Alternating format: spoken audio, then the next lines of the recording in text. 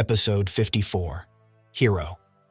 Floch cries out when Erwin Smith falls from his horse, but Marlo Freudenberg urges him to continue the charge. Ahead of them, Zeke finds their efforts pitiful and deems it a tragedy that King Rice stole their memories of the world, since it is causing them to repeat mistakes of the past. In his frustration, Zeke crushes the rocks in the Beast Titan's hand to dust, startling himself.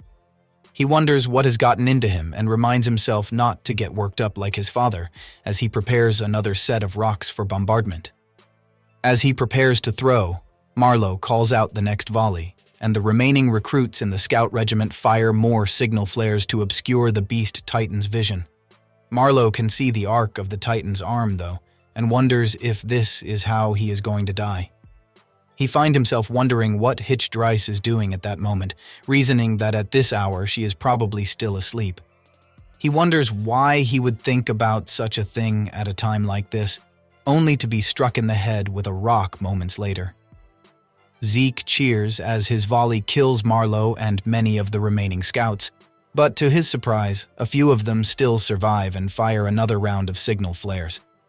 Irritated, he asks why they bother and what good continuing to fight will do them. His third barrage takes out the remainder, and he calls them poor things before noticing that the Titans on one side of him are now lying dead on the ground. The grappling hook of an omnidirectional mobility gear pierces his shoulder, and an enraged Levi Ackerman bursts through the haze of signal flares that have formed around the Beast Titan. Zeke tries to stop him, but Levi dodges his thrust and cuts a long spiraling wound around the Beast Titan's arm, tearing it to pieces. Zeke then remembers that Reiner Brown had warned him to watch out for a single soldier, Captain Levi, who may pose a threat to him. Realizing who he is fighting, Zeke covers his nape with his Titan's hand. But Levi's next attack takes out the Beast Titan's eyes, followed by its legs and remaining arm, sending Zeke crashing to the ground. Levi taunts him as Zeke begins to panic.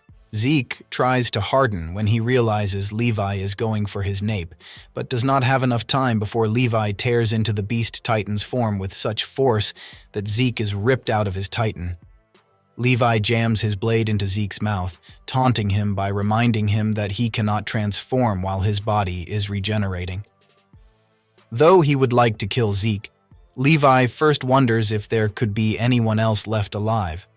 Even if that person is dying, the Titan injection could save them and allow them to obtain Zeke's Titan power, as he remembers Erwin. However, before he can take things further, the Cart Titan charges in behind him. Levi jumps out of the way and the Cart Titan grabs Zeke in its mouth and carries him away. Zeke shouts for his remaining Titans to kill Levi, counting on the fact that Levi's weapons and gas must be nearly used up. Frustrated that he was not able to kill the Beast Titan, as he had promised Erwin, Levi readies his last pair of blades and engages the oncoming Titans. Meanwhile, Floch, having fallen from his horse, gets up, surrounded by the bodies of the other recruits, and wonders why he survived the suicide charge. He wanders through the carnage, calling out for other survivors. On the other side of the wall, Jean sees that the armored Titan has recovered, and reluctantly tells Armin that escaping with Eren is their best bet at survival. However, Armin notices that the colossal Titan has gotten thinner since they started fighting it. As Hang Zoe had theorized, the colossal is weak in a battle of attrition. It eats up a lot of its own body mass when it uses its attacks, particularly the steam emission, and given that Eren could only transform 3 times in succession, the colossal Titan, being much more massive, would be unlikely to transform again for quite some time. This gives Armin an idea, and he asks the rest of his squad to draw Reiner's armored Titan away, while he and Eren Yeager handle Berthold Hoover themselves. Leaving Reiner to them, Armin heads up the wall and lands on Eren's unconscious Titan. He shoots his ODM into the Titan's body so he cannot be thrown off and prepares to stab Eren with one of his blades. Armin realizes that if this plan works, he will not be able to look at the sea, but thinking of the outside world gives him courage. He drives his blade into Aaron's Titan and calls out to him, waking him up. Armin then explains his plan. Jean Kirstein leads the remainder of Levi's squad towards the armored Titan, with a plan to fight conservatively and keep Reiner away from the battle with Berthold. But Reiner completely ignores them and runs past the squad in pursuit of Eren.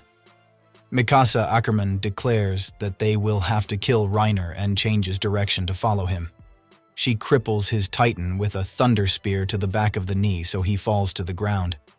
Though John is initially upset with her, he agrees with her assessment that distracting Reiner is no longer an option.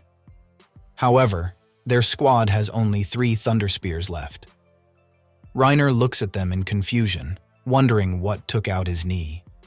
His memory of everything that happened since he left Berthold on the wall is foggy, but looking around he can see Eren's Titan sitting on the wall, so the warriors can still win if they capture him. Reiner decides he will hurry up and finish off the rest of his former comrades before running to help Berthold. Closer to the wall, Berthold finds it strange that their former comrades from the 104th appear to have been the only ones who survived his explosion. He hoped to have killed everyone with his initial transformation, but finds he has gotten used to things being harder than expected. Berthold sees Armin talking to Eren ahead of him and wonders what Armin hopes to accomplish when Eren is so clearly in a weakened state. Meanwhile, Armin tells Eren that their success depends on how long he can hold out. Sensing Eren's unease, Armin assures him that he cannot let himself die until he looks at the sea, so he will back off if things get too intense. He smiles and asks Eren if he has ever lied to him. With a final reminder for Eren to stick to the plan, Armin jumps off his friend's Titan. The two of them wait for Berthold to approach, but part of the wall crumbles beneath Eren, and he slides off the wall, landing in a motionless heap by the gate. Berthold is unsurprised, thinking to himself that with a fall like that, Eren probably has a concussion and cannot even stand on his own. Deciding to end it once and for all, he lifts an arm and swings at Armin. Armin dodges and grapples onto the colossal Titan's body with his ODM, propelling himself up to its face.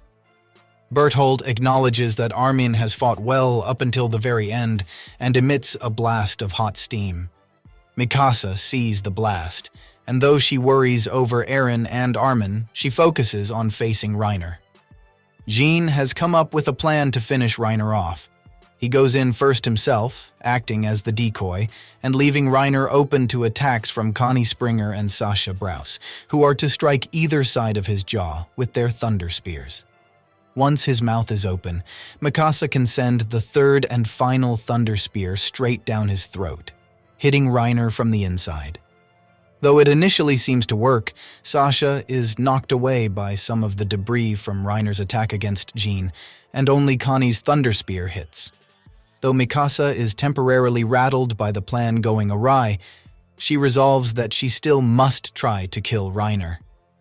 By the wall, Berthold is puzzled by the fact Armin has not been blown away by the steam, but is still tethered to him somehow, held up by the blast of scorching air. Armin has in fact anchored himself to the colossal Titan's teeth, correctly concluding that they would not be consumed like the rest of the Titan's body.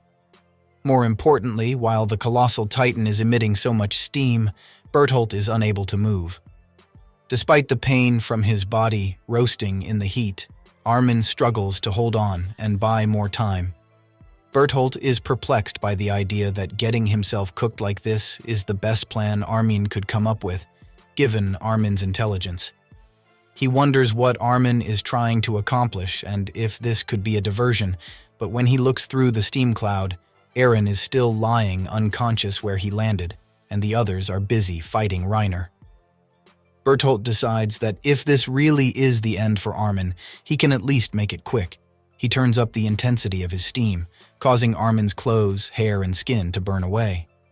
Armin holds on as best he can in the face of the colossal Titan's increasing temperature. As his body withers around him, he entrusts everything to Eren: his dreams, his life, and his hope of reaching the sea. When he can no longer hold on to his ODM, his burned body falls to the rooftops far below. In the battle with Reiner, Connie tries to get Mikasa to stop her attack, thinking it too risky. But out of nowhere, a lone soldier arrives with another thunder spear and hurls it into the other side of Reiner's jaw, which detonates and causes his mouth to fall open. Mikasa recognizes Hangi, who shouts for Mikasa to take her chance. Mikasa lands right in the armored Titan's mouth and fires her thunder spear inside. It explodes, sending Reiner flying out of the back of the Titan's nape, putting him out of commission. Now that Armin has fallen away, Bertholdt moves on with his previous plan, taking care of Eren and the horses. But when he looks down at Eren, he realizes that where Eren's Titan was lying before, now there is only its hardened shell. Behind the colossal Titan, a human Eren flies up on his ODM, blades out, and cuts into the Titan's nape. He pulls out a shocked and dismembered Bertholdt, who realizes too late that Eren was just pretending he could not move and that Armin was a diversion so that Eren could harden and make a decoy while hidden by Bertholdt's steam. The colossal Titan collapses and smolders now that Bertholdt is no longer inside it. In the aftermath of the battle, Eren drags Bertholdt behind him as he walks along a rooftop. He realizes that he should have known that Armin was up to something. When they were kids, Armin would not fight back against bullies, and while he would get beat up, Armin would never call it losing because he never ran. That was why Eren wanted to know him in the first place. Eren finds Armin's charred body and says he knew Armin was more of a hero than anyone else. Next episode, Midnight Sun.